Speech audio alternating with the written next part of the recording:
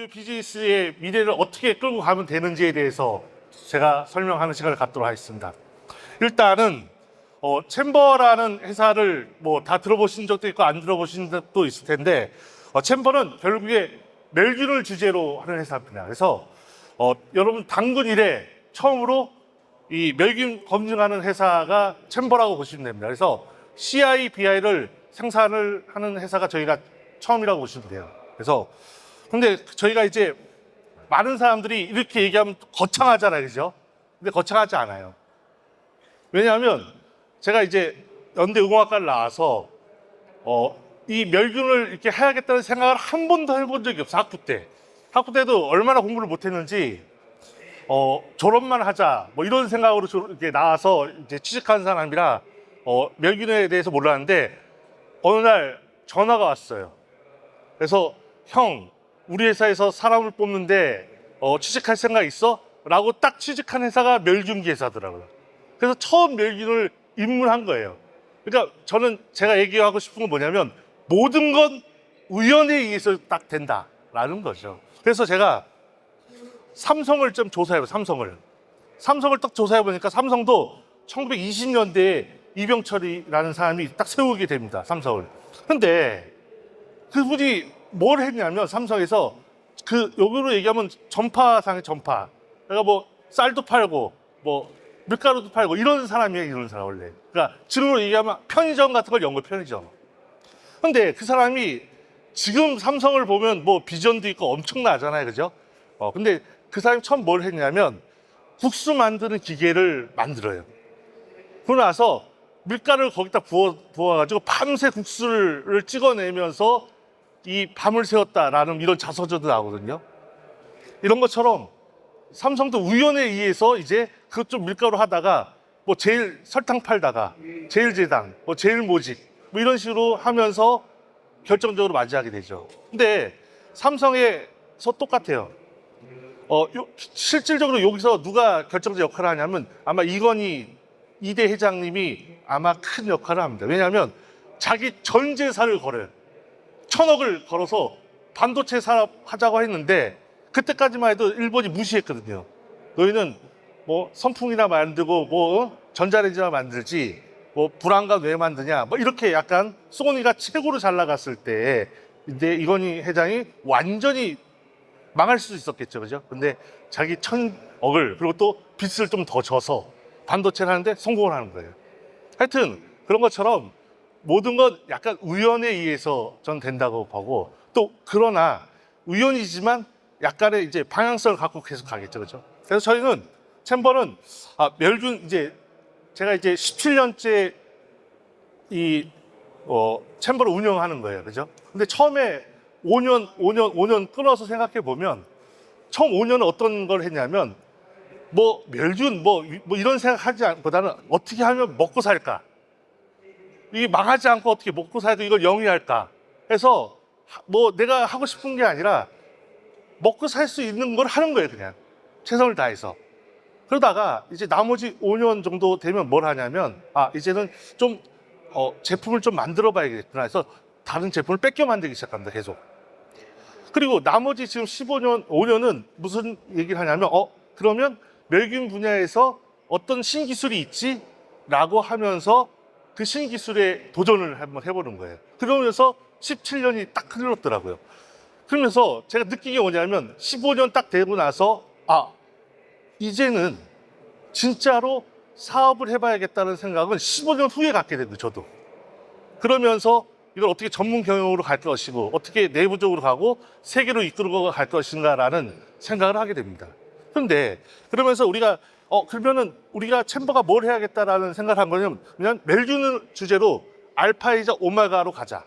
왜냐하면 뭐 우리가 뭐 햄버거도 팔고 떡볶이도 팔고 뭐 불고기 팔고 이러면 망하거든요. 뭐 다 팔면 좋겠죠. 그러나 딱 우리는 햄버거만 판다. 그래서 멸균의 주제로 해서 멸균만 하겠다라는 거죠. 그래서 그걸 깊게 들어가서 하는데 그래서 어떻게든지 멸균에 대한 선진화를 이끌고 이제 멸균하면 챔버가 갖고 싶은 게 뭐냐면 대표 브랜드 삼성하면 뭐 핸드폰, 반도체 이렇게 가듯이 챔버도 앞으로의 우리가 꿈꾸는 건 멜균 하면 챔버다. 전 세계적으로 우리 존슨앤존스처럼 어떤 타이레놀 딱 이런 것처럼 하듯이 멜균만큼은 가겠다라는 이 명확한 방향성을 갖게 됩니다.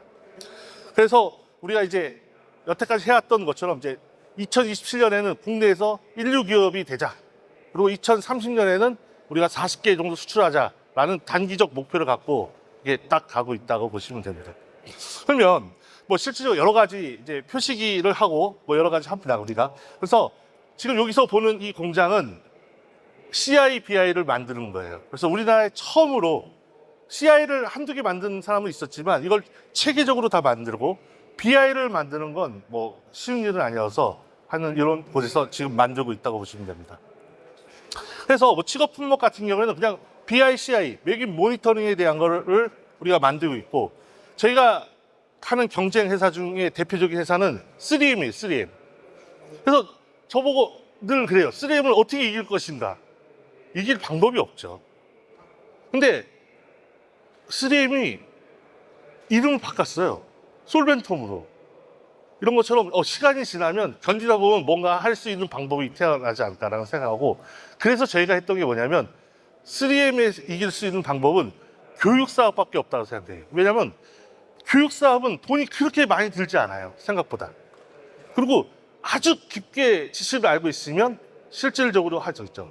저희가 3M의 미네소타 본사는 못 이길 수 있어도 이 지사로 있는 한국 정도는 우리가 이길 수 있다라고 하죠. 제가 늘 얘기하잖아요.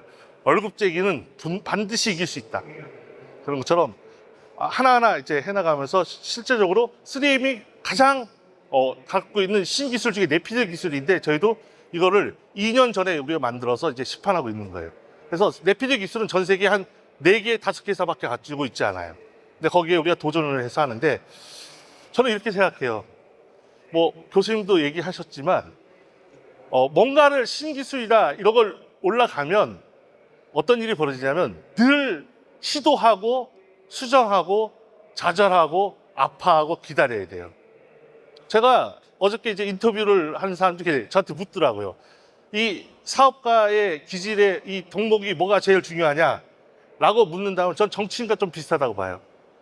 올바른 사람, 뭐 똑똑한 사람, 이런 건 사업가의 뭐 덕목이 아니라고 생각해요. 왜냐하면 타이슨이 딱 그런 얘기 하잖아요. 링이 올라가기 전에는 어떻게든지 막 떠든대요. 근데 막상 링에서 올라와서 한 대 맞잖아요. 그러면 그 다음부터 말 안 한답니다. 똑같아요. 사업가도 뭘 시도하게 되면 상당한 많은 이제 아픔과 이제 매를 맞는 거랑 똑같거든요. 그래서 저는 가장 큰 덕목은 견딜 수 있는 내공이에요, 내공. 오래 참을 수 있는 게 가장 큰 난 덕목이라고 보는 것처럼 이제 그것을 견뎌낼 수 있는 거지 아무리 올바르고 똑똑해도 맷집 한 대 맞고 쓰러지면 실질적으로 그걸 이룰 수 없는 거죠. 그렇죠? 뭐 이런 것처럼 보시면 됩니다. 일단은 제가 이제 이제 의료로서 이제 딱 보는데 의료를 딱 하면 떠올리는 사람이 이 사람이에요. 히포크라테스. 기원전 460년 전이면 지금부터 한 3,000년 전이에요. 3,000년 전. 3,000년 전에 이 그리스의 히포크라테스도 똑같이 의사로서 철학자로서 의술을 한 거예요. 그죠? 그때도 멸균을 했었어요. 어떻게 했냐? 불로 태워서 균을 죽이기 시작한 거예요. 근데 그건 완벽하지 않아요. 실질적으로. 그러면서 우리가 이제 잘 아는 조선시대에 딱 오면 조금 멸균이 발전합니다. 근데 이때는 이제 허준이라는 이제 조선시대에 오죠. 그런데 뭘 하냐면 이 수술 기구들을 물에다가 넣어서 끓이는 거예요. 이걸 자비소독이라고 하거든요. 이렇게 조금 발전합니다. 실제로 이렇게. 그러면서 우리가 이제 산업혁명을 맞이하게 돼요. 근데 1818세기부터 이제 어떤 일이 벌어지냐면 그때까지는 우리가 의식주를 해결해 본 적이 없어요. 다 부족했던 거예요. 근데 이 의식주를 해결하게 되는 결정적인 역할이 뭐냐면 톱니바퀴. 그리고 증기, 물을 데펴서 증기를 이용해서 이거를 압력에다 놓고 이걸 실질적으로 톱니바퀴 돌려서 내가 스스로 일하지 않아도 계속 왔다 갔다 하는 거예요. 그래서 기계들이 이제 시작되면서 이제 의식주를 처음으로 해결합니다. 그러면서 영국에서부터 시작되는데 실제로 이 버버리 같은 것도 다 그때 만들어진 거겠죠, 그렇죠? 근데 그때부터는 사람이 일을 하지 않고 이 증기를 이용해서 하니까 실질적으로 밤새 만들면서 의식주를 해결하는 이 기점을 맞이하게 됩니다. 그리고 우리나라의 최초의 이 현대식 병원인 광해원, 제중원으로 또 이름을 바뀌고 지금 현재 세브란스의 병원이 됐잖아요. 그죠? 이렇게 하면서 처음으로 이제 의료가 이제 들어오기 시작하는데 그게 1885년 정도 된 겁니다. 그리고 서울대학교도 1920년대에 들어서 이제 경성제국대학이라고 하면서 서울대학, 지금의 서울대학병원이 이제 되죠. 그죠?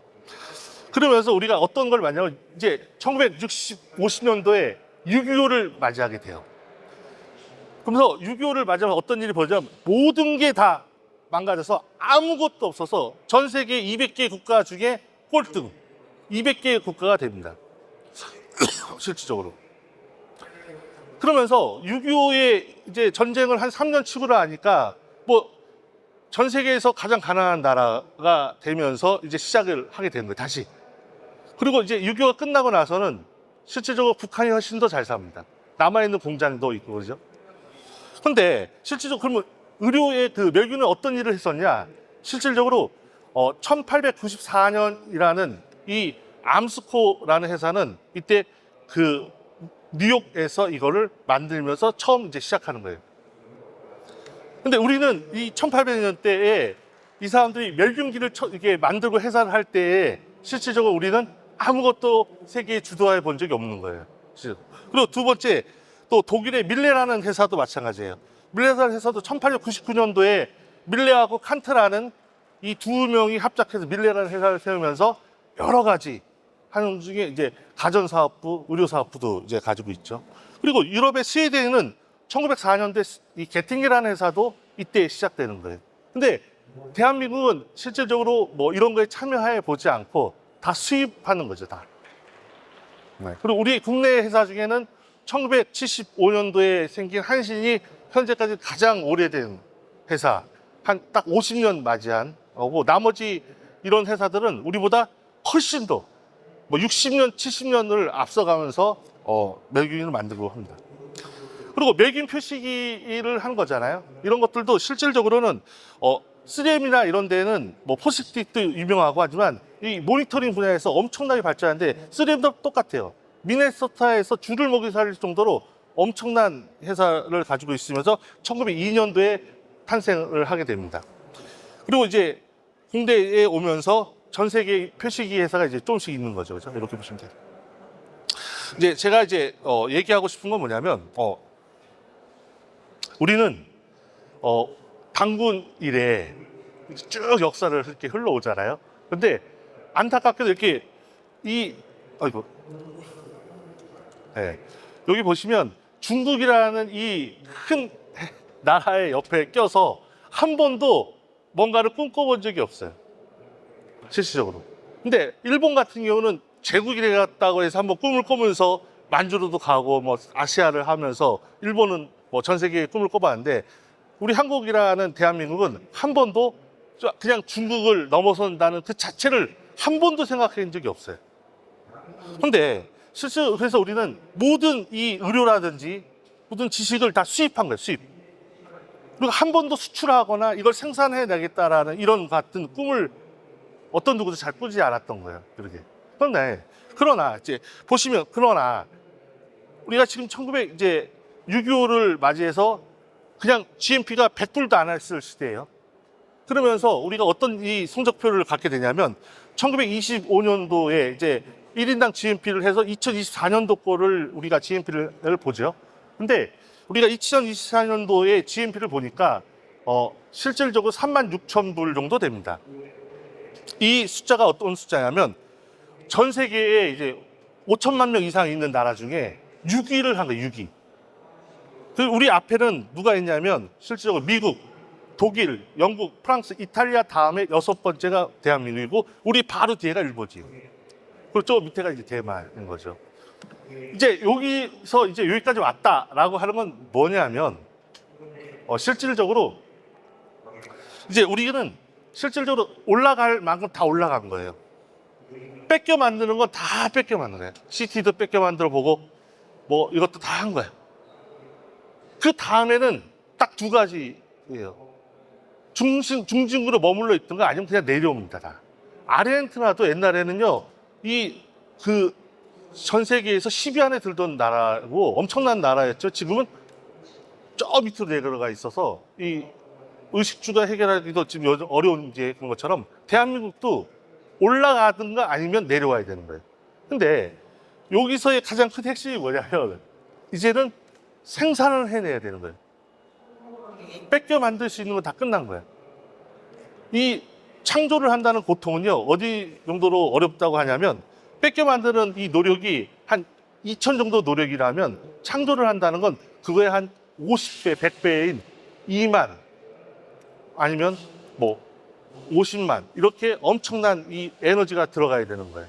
근데 그런 거를 지금 하고 있는 나라가 잘하는 나라가 미국이죠, 미국. 근데 미국도 잘하고 있지만 지금 여유롭지 않아요. 그래서 미국도 어느 정도로 힘드냐면 이 적자가 1년에 어마어마하게 나니까 트럼프가 지금 막 이렇게 뭐 고통스럽게 외치는 게 적자를 메꾸지 않으면 나라가 자체가 무너지기 때문에 그렇게 어쩔 수 없이 하는 행동이에요. 그렇게 잘 나갔던 미국조차도 이제 어려움에 처해서 이걸 개선하려고 하는 것처럼 똑같아요, 우리 한국도. 따라갈 만큼 따라갔지만 이제 우리가 전 세계에 6위 정도 됐다고 한다면 엄청난 위치까지 올라온 거예요. 200등에서 이제 6위까지 올라온 거죠. 근데 여기서 어떻게 갈까 안 갈까는 이제 의식에 의해서 달라진다고 저는 생각해요. 그러면 이제 4차 산업 시대에 우리가 이제 맞게 되는데, 근데 이제 여태까지는 중국을 넘어서 본다 뭐 이런 생각을 해보지를 못했던 건 뭐냐면 쪽수로 밀리고 힘으로 했던 거예요. 근데 그 시대는 다 갔어요. 이제는 이제 생각하는 시대야. 누가 어떠한 생각을 잘하느냐에 따라서 훨씬 더 그 위치를 차지하는 거지 뭐 힘으로써 물량으로서 했던 시대는 다릅니다. 실질적으로 스티븐 잡스가 컴퓨터를 만들고 있었잖아요. 그러면서 애플에서 쫓겨나요. 뭔가 그리고 스티븐 잡스가 제일 잘한 게 개인 컴퓨터, 퍼스널 컴퓨터를 만든 거잖아요. 책상 위에 컴퓨터를 놨는데 경영이라든지 여러 가지 실패를 이제 나중에는 그다음에 내부적으로 안 좋으니까 이 애플에서 쫓겨나 버리잖아요. 그러면서 이 스티븐 잡스가 뭘 하냐면 픽사라는 애니메이션이라는 회사를 만들어요. 제가 픽사를 직접 가봤는데 그때만 해도 여러 가지 픽사가 잘 나갈 때요. 엄청나게. 그러면서 다시 애플로 복귀를 해달라고 다시 하면서 그때 에이팟이라는 이 MP3 같은 거, 그 다음에 핸드폰을 하면서 이 생각 하나로 전 세계를 장악하면서 애플이 아마 어마어마한 이 우리 국민 총생산하고도 맞먹을 정도의 매출을 가지고 있을걸요. 근데 생각으로서 이걸 지배할 수 있다는 얘기를 하는 거예요, 제가. 그러면서 이제 실질적으로 여러 가지 이제 하게 될 텐데, 네, 저는 여러 가지 해결책 중에 세종대왕이 보면서 여러 가지 영감을 얻게 됩니다. 근데 여러분들 제가 이제 여러분들 알고 있는 사실이겠지만 한글이라는 게 실제로 창제된 게 1446년에 이제 공포를 합니다. 근데 재밌는 사실은 우리가 이렇게 서로에게 말을 하잖아요. 회장님, 뭐 식사하셨어요? 이런 거는 언제 썼을까요? 이런 말은 단군 시대에도 이런 말을 했던 거예요, 우리가. 근데 글이 없었기 때문에 그 글을 한자로 따온 거예요, 실질적으로. 그러니까 말하는 거와 글이 달랐던 거예요, 실질적으로. 예. 그래서 그 글이 없으니까 이제 세종대왕이 고민하면서 이거 너무 너무 어렵다. 그래서 함자를 알려면 보통 5,000자 이상을 다 알아야 돼요. 그래야 그것을 대해서 이제 하게 되는데 이거 너무 일반 사람들 배우기 어려우니까 28자만 알면 뭐든지 다 표현할 수 있고 뜻은 나중에 배워도 되는 거예요. 근데 읽을 수는 있어요, 다. 28자만 가나다라 뭐 이렇게 합치면. 근데 여기서 또 재밌는 사실은 1946년에 한글이 만들어졌지만 실제로 쓰이는 건 1900년대에 넘어오셨습니다. 한 450년이 지나서야 한글을 우리가 이렇게 쓰는 한글들 있잖아요. 450년 후에 쓴 거지 그 전까지는 다 한문을 썼던 거예요. 제가 정약용을 공부하겠다고 여우당 전설을 30권이더라고요. 그래서 100얼마 주고 딱 결제를 했어요. 내가 이거 공부 좀 하면서 나도 정약용처럼 좀 똑똑해져 보자 라고 했는데 그 출판사에서 전화 왔어요. 뭐는 이제 그거 다 한문으로 돼 있다는 거예요. 그래서 하시겠냐고. 못 사겠다고 반품에다 돈을 다시 반품해 주더라고요. 그런 것처럼 1980년대의 정약용조차도 다 한문으로 책을 썼던 거예요. 목미심서. 네. 근데 우리가 제일 잘 알잖아요. 그죠? 네, 실질적으로 홍길동전이는 1960년대 한글 소설 중에 처음으로 허균이 한글로 소설을 써온 거예요. 홍길동전을. 그리고 1896년에 서재필이라는 사람이 처음으로 한글로 신문을 낸 거예요. 그전에는 한성일보가 있었는데 그건 한문으로 썼어. 실질적으로. 그것처럼 우리가 이제 배웠잖아요. 최남선의 해에게서 소년이라는 이 시는 1908년도에 한국의 근대시로서는 처음 쓴 거예요. 이런 것처럼 한글을 쓴 게 100년도 안 돼요, 우리가. 책으로 만들고. 근데 실질적으로 이 세종대왕이 만든 건 400, 500년 전에 그 씨앗을 뿌렸지만 그걸 꽃피우고 이제 우리가 글을 쓰고 이동훈 회장님 이렇게 글을 쓰잖아요. 우리가 한문으로 오이라지자 안 쓰잖아요. 이렇게 했던 건데 이런 것처럼 발전할 수 있어서 우리가 엄청난 이 국민의 이 지식 수준이 높아지고 의사선전을 잘하면서 학문이 급속도로 발전합니다. 그리고 글을 가지고 있는 나라는 흔치가 않아요. 실질적으로. 일본도 가지고 있고 뭐 영국 그래서 몇 개 안 갖고 있는 이런 건데 제가 생각했을 때에는 결국에는 시도해서 도전을 하는데 우리가 제가 있죠. 우리가 올 만큼까지 온 거예요. 근데 이제는 국민적인 약간의 합의가 필요해. 그래서 내려갈 건지 다시 아니면 지식을 생산할 수 있는 나라가 될 건지에 대한 고민을 해야 됩니다. 그래서 우리는 실질적으로 받았다고 한다면 어떤 거를 창조해내야 되는 거예요. 그게 우리가 나가야 되고 결국에는 의료에서 우리가 주도권을 잡고 전 세계에서 할 수 있는 게 실질적으로 이런 거라고 생각해요. 그래서 저희가 이제 챔버는 이제 17년 동안 여러 가지를 해서 세계적으로 최초로 된 것도 만들어 보고 뭐 시도해 봤지만 제가 느끼는 감정은 뭐냐면요. 아무것도 하지 않으면 편해요. 집에서 고통도 없어요. 근데 수많은 시도를 하면 어떤 일이 보냐면 늘 쥐구멍에 숨고 싶은 날이 너무 많아요. 근데 이거를 안 하면 어떤 일이 벌어지냐? 나중에는 더 많은 고통이 올 겁니다. 대한민국의 의료 산업도 우리가 나가야 할 것 중에 하나가 뭐냐면 기구를 추적해서 환자들이 어떻게 쓰는 세계를 만들어야 돼요. 근데 그거는 우연히 가면 누가 해주는 일이 아니에요. 제가 멜긴에 머물고 있으니까 제가 그게 필요하다 그래서 저희는 10년 전부터 그걸 연구하고 있는 거예요. 돈을 벌면 거기다 쏟아붓고 미래에 대해서 누군가는 준비해줘야 이 병원에 쓸 수 있는 거예요.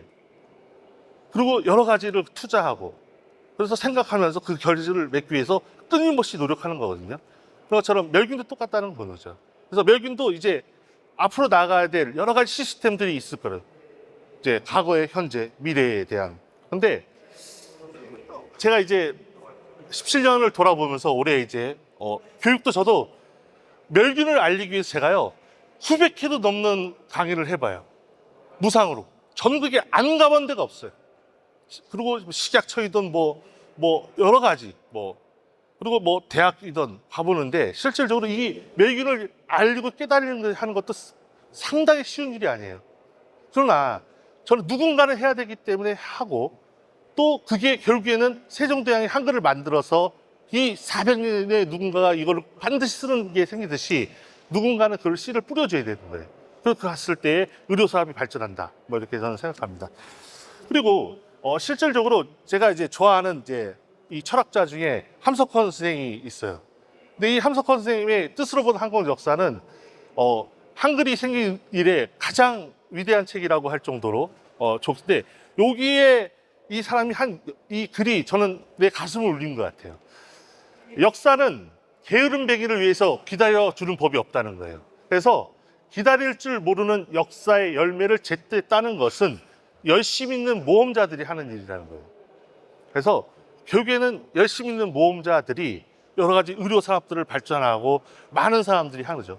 연세대학교도 아시아에서 처음으로 이렇게 의공학과가 생겨서 이 시술을 뿌려하면서 뭐 4, 50년 됐듯이 이제 누군가 하나씩 하는 거예요. 또 인제대학교도 있고 건대도 있고 많은 이 좋은 대학들이 모여서 이제 하나씩 해나가는데 앞으로는 이제 남들이 하지 않은 거를 도전해야 될 시대가 온 거예요.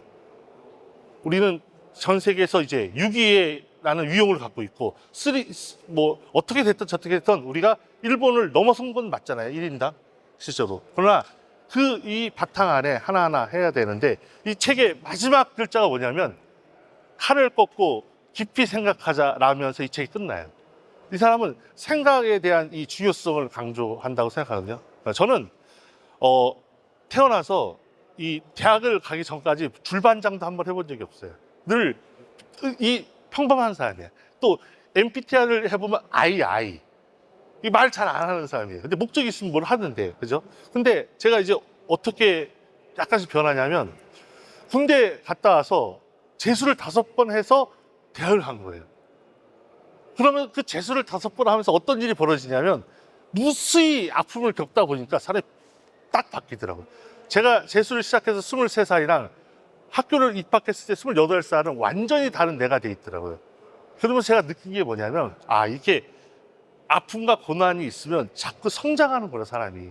그리고 자꾸 도전하는구나라는 걸 알게 되는. 그래서 이 부딪히고 이런 거에 덜 이제 그런 거를 감흥을 갖게 되는 것 같아요. 그래서 제가 앞으로 의료 산업을 어떻게 멜륜을 끌고 가겠죠. 제가 이제 은퇴하는 날까지 14년 남았지만 이거를 아주 체계화시키고 또 이거를 잘해서 세계 속에서의 이 의료에서 제가 진짜 대표 브랜드 챔버가 이 멸균의 이 모니터링과 앞으로의 미래에 대해서만큼은 해나간다면 우리 국가의 여러 가지 많은 것들을 이바지하고 또 그러한 기업들이 계속 나오고 또 의공 선생님들도 많은 걸 도와주셔야 돼요. 그리고 또 여러 연구하고 같이 콜라보도 하고 하면서 같이 발전돼 나가면 제가 봤을 때는 앞으로의 미래는 여기까지 6위까지 왔지만 저는 1, 2위까지도 갈 수 있는 우리 두뇌를 가진 민족이라고 생각합니다. 제 강연은 여기서 마치겠습니다. 하여튼 들어서 감사합니다. 이상입니다.